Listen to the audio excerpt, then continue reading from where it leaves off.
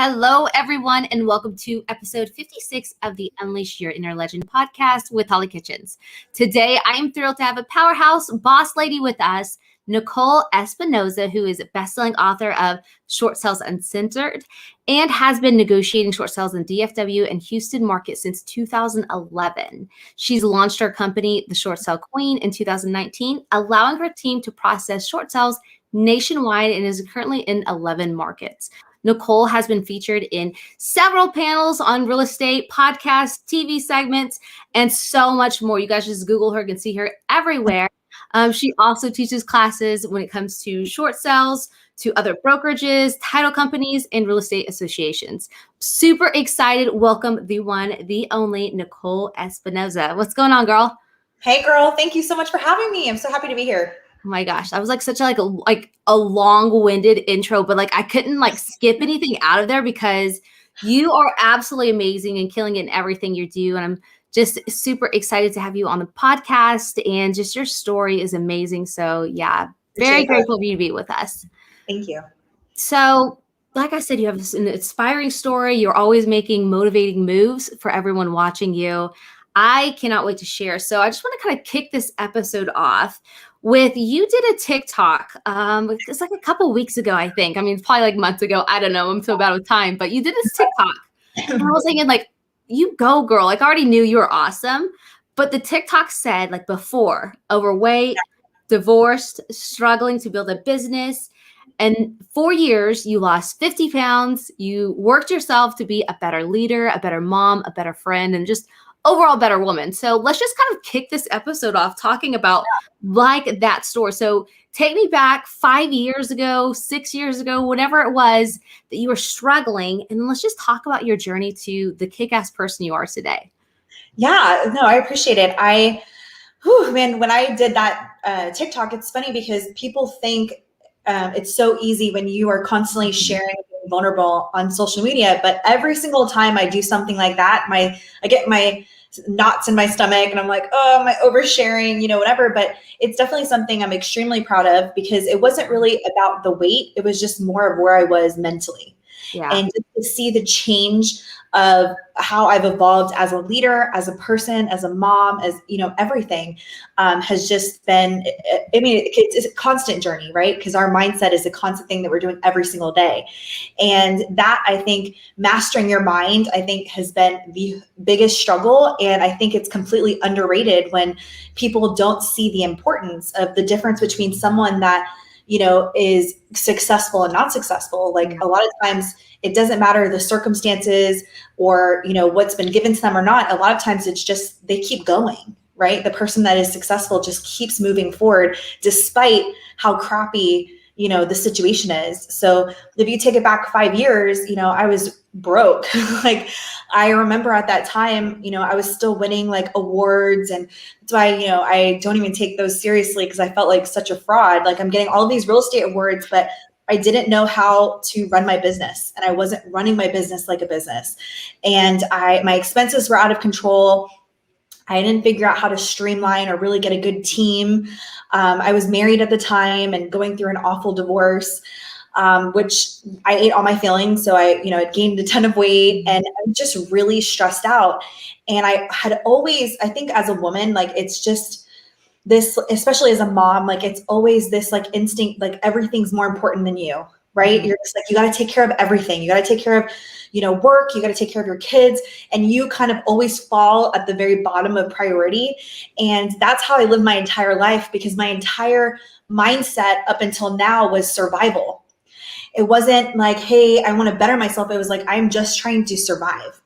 And so that mindset was so crippling for me, because I had high blood pressure, and I was so young. I was in my 20s. And I didn't know any better. Like, I wasn't taught any different except, just keep moving forward. Right. So at the time, I started, after I went through this like journey of just working on myself, right? Like, starting just mentally of like putting myself first. And it was just this idea of, I always had this thing where, and everybody says this, when you're in the hustle and grind, like, I don't have time, right? Yeah. Like, I don't have time. I don't have time to work out. I don't have time to take care of myself. And that was always my go-to.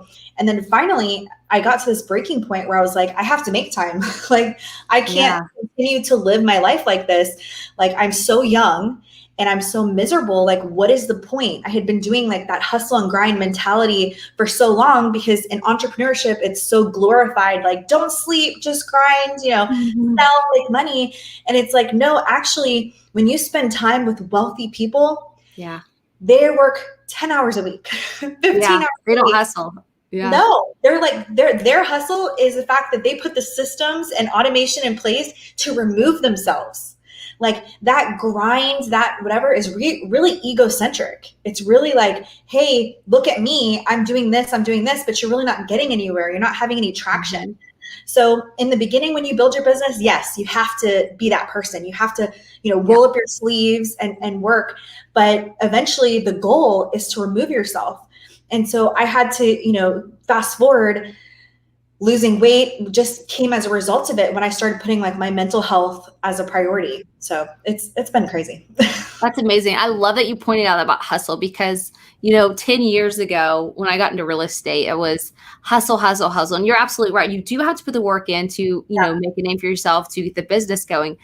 But I think people are so like, oh, I've got to hustle. But like, to me, I'm like, I almost associate with a negative, like, now I do, because I'm like, I'm not trying to hustle. I'm trying to enjoy my life. I'm trying to enjoy, people around me. I'm trying to enjoy the presence versus like always working or always grinding. And I think that's when people experience the burnout, is they misunderstand that they have to hustle, quote unquote, hustle all the time, instead of understanding like, where's that balance? So, you said you woke up one day and just like, okay, enough is enough. I've got to pull myself together and put myself first. Like, was there a moment in time that was just kind of like, this is enough, Nicole? Oh yeah. I mean, it was when I was in the hospital because I had high blood pressure, and I had fired my entire staff because I was like, this is not working. I was still involved in every single role. So it was like I had people there, but they weren't really there, and I was micromanaging them. I'm like, okay, this isn't working. So in Nicole fashion, I let everybody go at once. And I was like, I'm starting over. And I had like made this commitment in my mind where I was like, okay, I'm going to try this again. I'm going to rebuild my business. And if it doesn't work, I'm done. Like, I don't care anymore or whatever. And so I started like networking and like talking to people that were much smarter than me. And the thing is that it wasn't intentional, but I never had a mentor or a coach, because in my mind, I was like, I'm just going to do the work. I'm just going to do it. I don't need anybody to teach me. Like, I've always had this solution oriented, figure it out mindset. But I was literally in my own way, because there are things that I learned from other people that took them 2 seconds to regurgitate to me, but it took them 3 years to figure out on themselves. So why wouldn't I put myself in a situation or in an environment where I can just learn from other people's mistakes? And so it was very humbling. But for like 6 months, I would pursue people that were, like millionaires, billionaires, like people that were running, 7-8 figure businesses. And I would just pick their brain and say, okay, how do you run this? And the best advice I got from so many of them were, I read this book, Scaling Up. And I talk about this a lot, on my show, is like, this book really changed my mindset, because it said, a couple of key things. It talks about how to be purposeful with the people in your organization, and very logistical, but it literally said, and this is why I fired everybody. They said, okay, if you did a evaluation of your entire company and you had to rehire, would you rehire everyone in your organization? I'm like, I wouldn't hire anyone again. And so I decided, I was like, you know what? I have to, in order for me to know or hire good people, I have to have the idea of like what they look like, what are their personalities. And so I did extensive research on what I was looking for. I started reading books that were literally the opposite of the way I thought. And that helped tremendously, because as salespeople, we kind of gravitate to people like us, right? Charismatic, driven, high Ds. And I needed people to balance me out and make it up for my weaknesses. And so it changed my entire perspective. And that's why I started doing one hire at a time. And I stopped hiring out of I started being proactive instead of hiring people because I felt like I was drowning and just like kind of survival. And it was more purposeful and intentional. I love that. Everything. I love that too. And, another good question too, is when it comes to, would you rehire the people you're working with? It's, would you hire yourself too? Oh, Like yeah. a lot of us business owners, like we get comfortable or we think whatever, but then it's at the end of the day, it's like, what are you putting in work into? Like, Yep. would you hire you? And I think once we answer that question too, because it's kind of like, okay, now are we being good leaders? So I love that. I absolutely love that. So you go from, being broke, unhappy, unhealthy to, okay, let's just fire everybody. Like, let's just control, alt, delete. We're going to control, alt, delete this game. Yeah. And then you start building this incredible team. So at what point in your career, because like right now, I mean, like I know you as the short sale queen as well as everybody else does, right? But like, obviously, we all know if you're in real estate, or even if you're not in real estate, you should be familiar with the short sale idea in the sense of short sale is right before foreclosure. So it's helping a family or people get out of their home before they go into foreclosure. So that process itself is not an easy one emotionally or as well as just business-wise. There's a lot of detail going into it. So as a brand new agent, more than likely, you're not going to say, okay, I can't wait to get this business and get into short sales. So like what led you from, being into real estate to really embracing what a lot of people don't like to embrace, which is short sales? So I actually, so I started the business in REO, which is the real estate owned foreclosure market, back in 2008. So my exposure, like right off the bat, was with banks and with the lenders. And so I was working with asset managers, and that's all I knew. Right. So that was, once I got out and I got licensed, I didn't want to work for the banks anymore. I was like, this is a miserable job. Like I was evicting homeowners. I mean, I was on the other side of it, of what we try to avoid now. Yeah. So in 2011 is when I got my first short sale, and everyone around me was like, just let it go. This is going to be a waste of time. The banks don't agree. And for me, the way I thought, I'm very solution oriented. I'm very outside the box. And I'm like, okay, you know what? Let me just try and figure this out. And I literally called Aquin at the time. And I was on the phone for like an hour and a half, just asking a million questions. And I'm sure this guy like hated me because he could not hang up on me or get off the phone. And I literally was like, you know what? I'm going to figure this out. I mean, one, because I got a listing. So any agent that's watching this can resonate with the fact that you're like, I got this listing. Like, I want to figure this out. So it was more of like ignorance. And then once I started figuring out, I realized no one understood this. It was a whole other world. And then I just kind of fell into it. And then I started doing it and started prospecting for them, and then really developed my process over the years. And then I started teaching about it. And when I started teaching to other agents, that's how I was building my brand, because they were like, okay, she's the expert. She knows. Now, fast forward, 10 years later, I wrote the book on it. So yeah.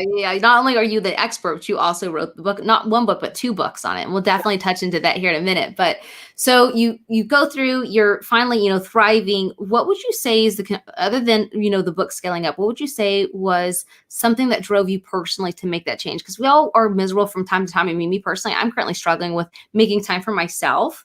Yeah. So what would you contribute to taking that action? And then what advice would you give to someone who's looking to start making time for themselves versus using the excuse, I'm busy or I've got other things to do? So when I told you that I was meeting with people that were much smarter than me, that were like these people that were making like serious goals, right? Yeah. I realized that I was like, okay, what kind of lifestyle do I want?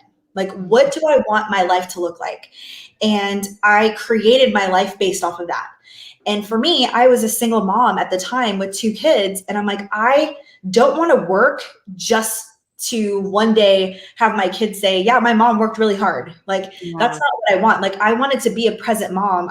And so one, I had to be around for that, right? So all my health, I had to figure that out.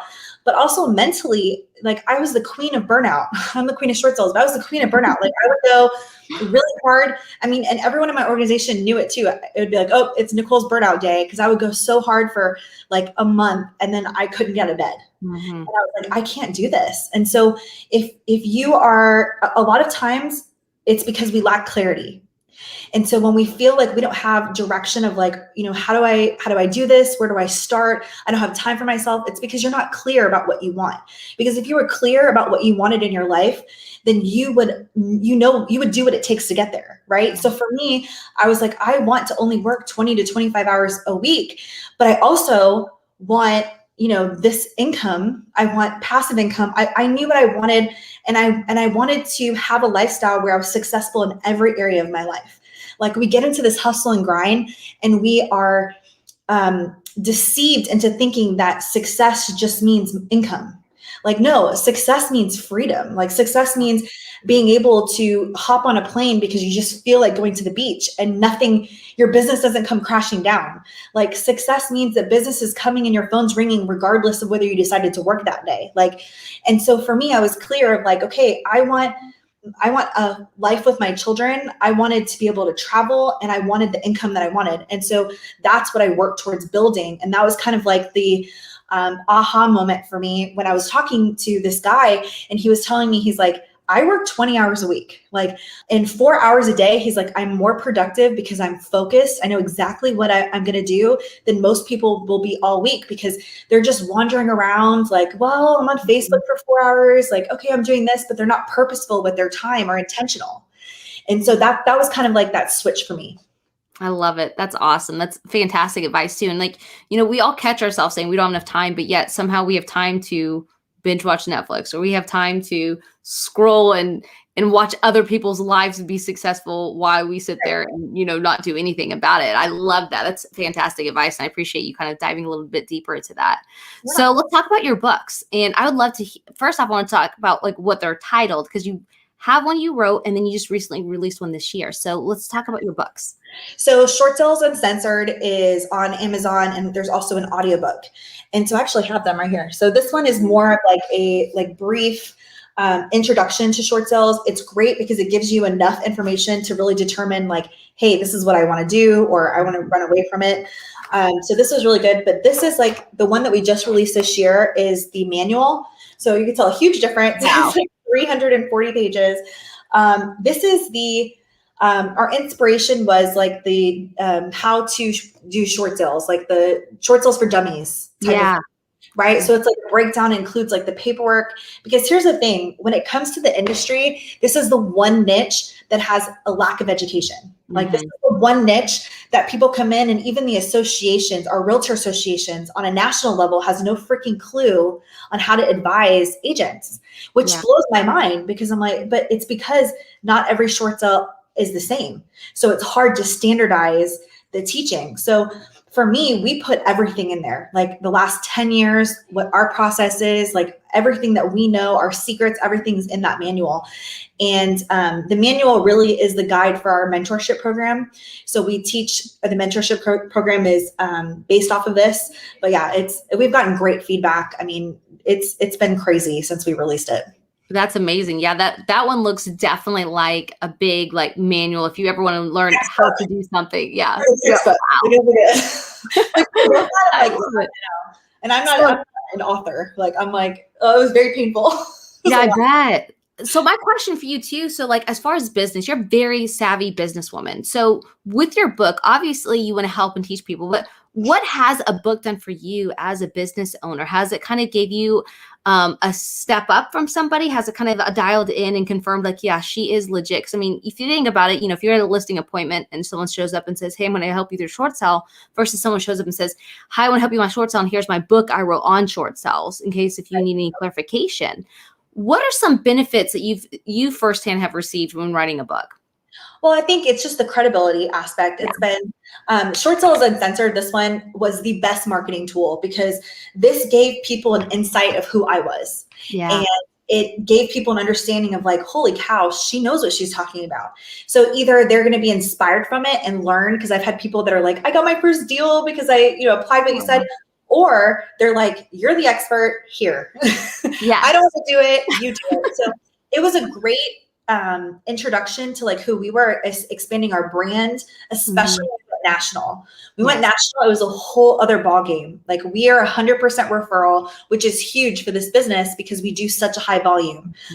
Our team does over 100 short sales a month. So it's a lot of human beings.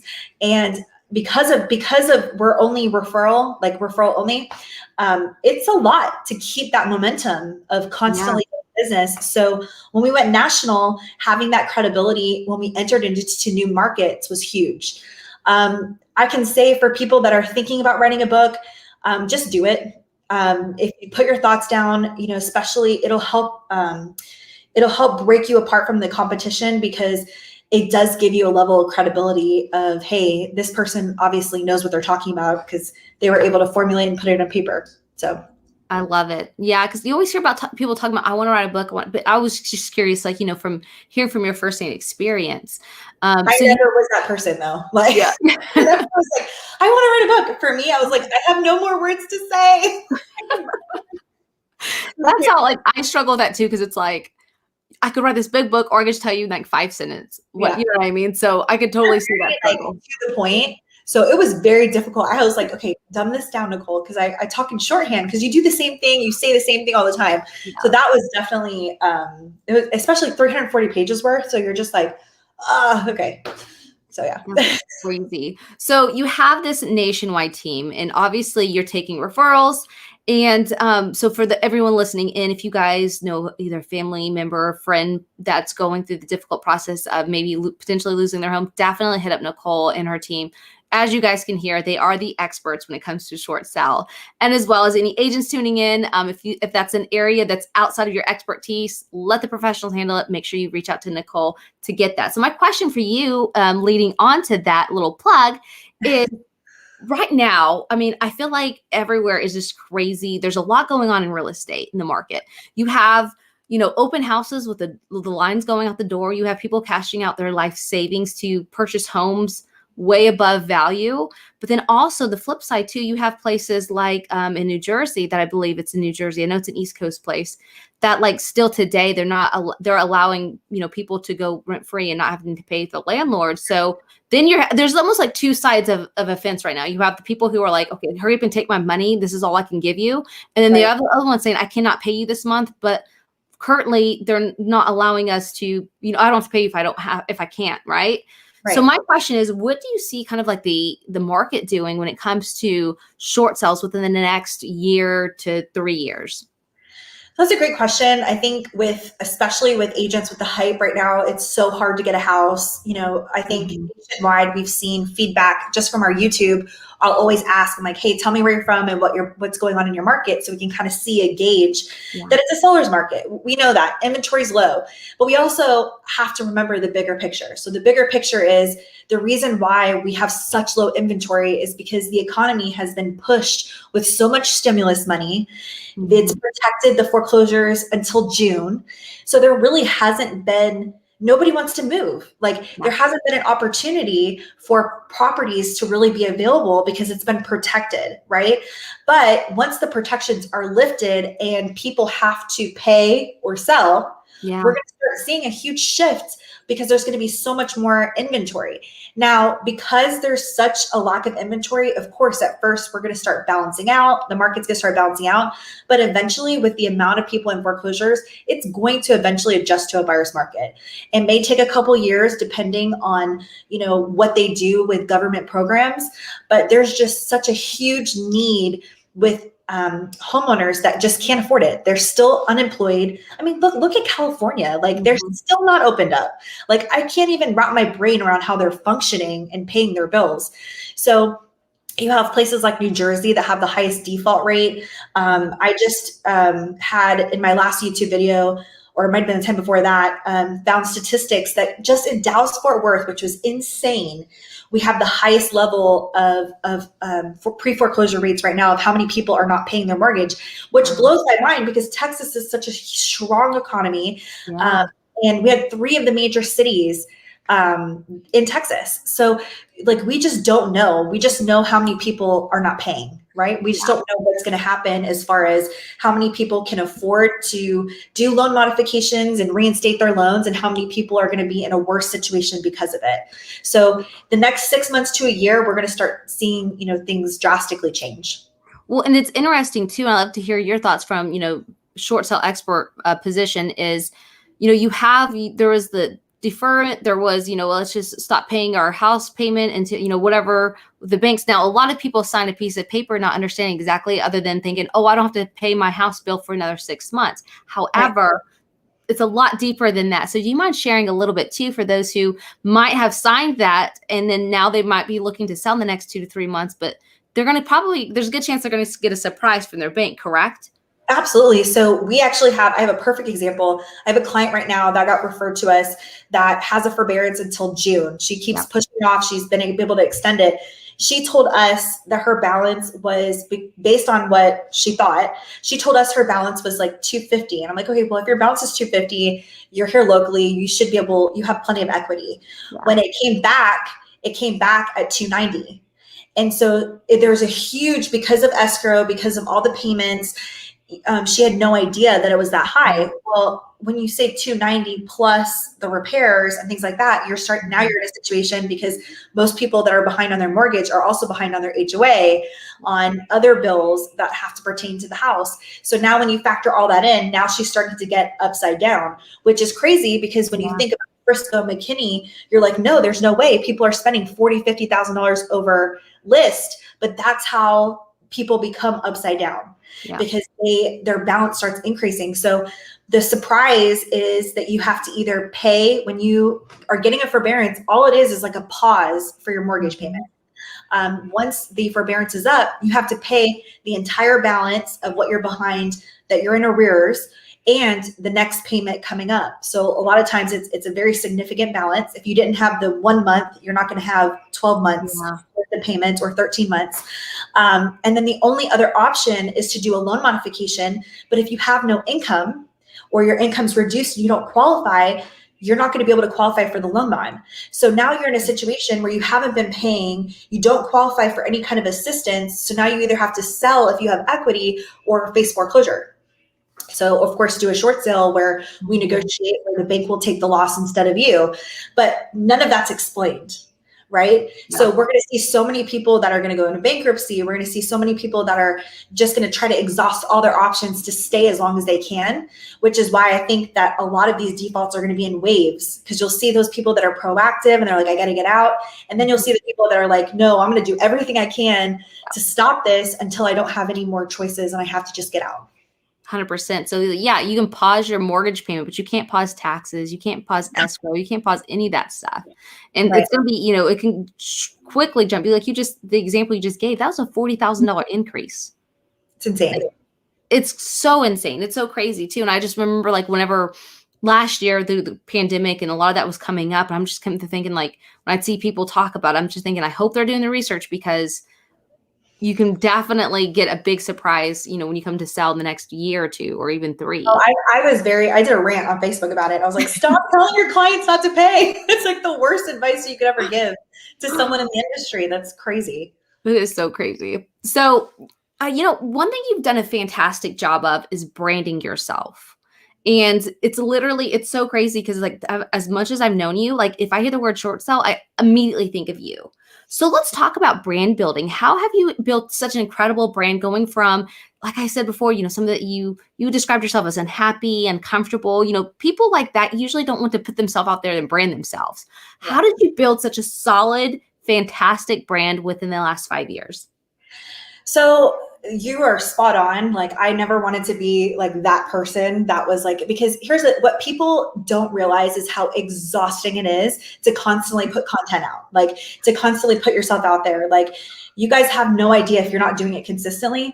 And that's the thing. I was very transparent with my journey, and I started gaining so much traction on social media because I would post the losses. I would post when I was doing great, and I would post when I was doing miserable, and I was just very authentic. And I think people really resonated with a lot of what I was saying. And so between that and my reputation, it just took off.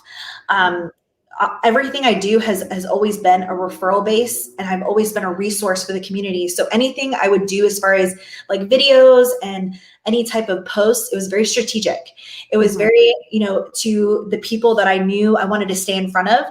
And here's the key. I did it every day, right? So I don't anymore, because it's built, and I just try to stay as consistent as possible. Yeah. But when I was building that brand, every single day I was posting, every single day I was reaching out, I was being intentional in my relationships, and people underestimate what consistency will do, not only for the brand, but also just to get in front of people, because the algorithms, it's everything, because people it's the thing about social media is that it's great because it's so easy, right? So easy, but at the same time, because it's so easy, the cost of entry is so easy. It's so easy to get lost. Yeah. So when you're not consistent with your message and you're not constantly, being, trying to put actual value of like what content of what you're saying, you're not going to be taken seriously. Anybody with a camera, or with the iPhone can be able to shoot content. But if you want to have a brand that someone's going to remember, you have to say the same thing. I mean, really different ways. And so I started on Facebook. That's kind of really where I built my audience, with my Facebook group, and then just on Facebook interacting with people in Messenger, and then moved over to Instagram, and then now YouTube. And YouTube has taken me to a whole other level, expanding in all these different markets. So it's been crazy. That's amazing. And I just love your brand. I love everything you do, and is consistent. And one thing, it seems like the recurring pattern with you is just like, you are uncensored. You're authentic. And I'm assuming that's where you have your book, Short Style Uncensored, but then you have a podcast too as well. So can you share a little bit about your podcast, Entrepreneurship Uncensored? Yes. So obviously there's a theme, like you said, just because I don't have a filter like this, what you see in real life is right here. Like, because one, it's exhausting to try to be two different people. Mm-hmm. And two, I use social media intentionally to build relationships. So there's like two different people on social media. There's one that's like, hey, look at me. And then there's another that's like, hey, let's connect. Right. Yeah. And so for me, I never got on social media to be like the attention. In fact, I'm like, as soon as I got on, I got off. I used it to be strategic of the people that I wanted to align with and the people that I wanted to do business with.